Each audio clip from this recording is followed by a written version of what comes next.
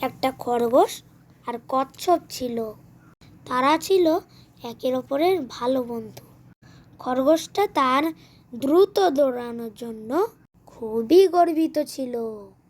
তাই একদিন সে কচ্ছপকে নিয়ে একটা দৌড় প্রতিযোগিতা করার জন্য চ্যালেঞ্জ করলো।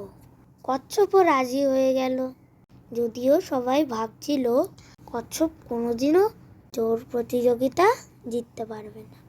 দৌড় শুরু হলো। খরগোশ তাড়াতাড়ি দৌড়ে কচ্ছপের থেকে অনেক আগে এগিয়ে গেল। বেশি আত্মবিশ্বাসী হয়ে খরগোশটি একটা গাছের নিচে ঘুমিয়ে পড়ল। তখন কচ্ছপটি ধাপে ধাপে এগিয়ে চলল। খরগোশ যখন জেগে উঠল, তখন কচ্ছপ শেষ রেখা অতিক্রম করে গেছে। সুতরাং দৌড় প্রতিযোগিতায় জিতল কচ্ছপ। তাই বলে কোনো কাজে কাউকে দুর্বল ভাবা উচিত নয়।